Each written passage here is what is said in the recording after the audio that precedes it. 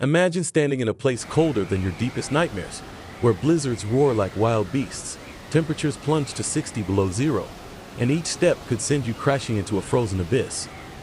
This was the world of Matthew Henson, the groundbreaking black explorer whose footprints first marked the spot we now know as the North Pole. Welcome to Black American Legacy, your gateway to the untold stories of heroes who shaped history. Before we set out on our own journey, don't forget to hit like, subscribe, and ring the notification bell so history never slips away unnoticed. Born on August 8, 1866, in Charles County, Maryland, Matthew Alexander Henson came into the world as a free black child, but freedom didn't shield him from hardship. Orphaned young, the harsh realities of post-Civil War America didn't promise much hope. Yet, at just 10 years old, Matthew experienced a pivotal moment. A speech by legendary abolitionist Frederick Douglass ignited his imagination and forever changed his path. At 12, driven by wanderlust and the stories of sailors, Henson set sail on the merchant ship Katie Hines. He quickly became fluent in navigation, traversing exotic ports from China to the Russian Arctic. By the age of 21, Matthew was already seasoned by life's storms and adventure. But destiny had something even greater in store for him. Working as a clerk in a Washington, D.C. fur shop, Henson encountered Robert Peary, a Navy engineer gearing up for exploration. Peary, immediately struck by Matthew's maritime expertise, recruited him on the spot. Their first expedition through Nicaragua's dense jungles forged an unbreakable bond, proving Henson indispensable in treacherous terrains. In 1891, Matthew embarked on the first of many perilous Arctic expeditions alongside Peary. This marked the start of an 18-year odyssey into the brutal frozen north. Henson quickly adapted, learning Inuit survival skills, mastering their language, and earning respect from locals who affectionately named him Mari Pala, Matthew the Kind One.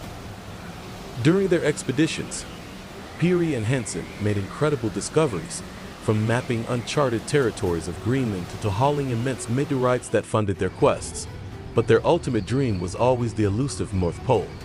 The defining moment came on April 6, 1909, in a dash across the ice, battling frostbite and exhaustion. It was Henson's footsteps that first touched the geographic North Pole.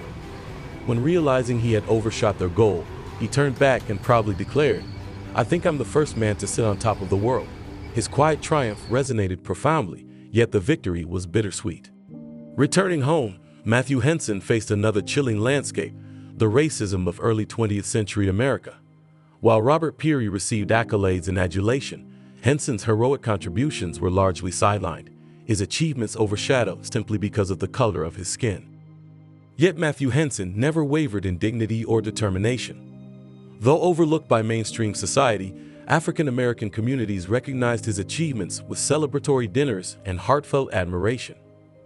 In 1912, Henson published his memoir, A Negro Explorer at the North Pole, where Peary himself acknowledged Henson's critical role, writing that courage and intelligence, not race, determined greatness.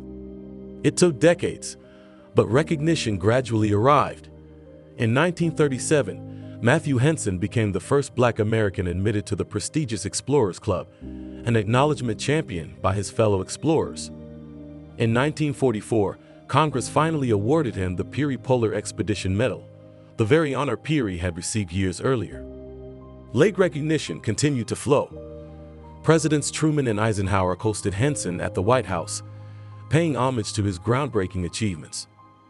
In his final years, the once forgotten explorer was at last hailed as a pioneering figure of Arctic exploration. Matthew Henson passed away on March 9, 1955, but his story didn't end there. In 1988, his remains were fittingly reinterred with full military honors at Arlington National Cemetery, resting near Admiral Peary, now symbolically equals in history. Today, Matthew Henson's legacy stands unshaken.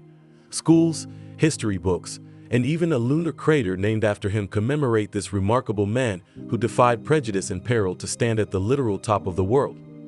As we reflect on his incredible journey, let us honor Matthew Henson, not just as an explorer who reached the pole first, but as a courageous pioneer who reshaped how we remember history itself. If you enjoyed this story, please give us a thumbs up and subscribe for more inspiring journeys into the past. Until next time, keep exploring.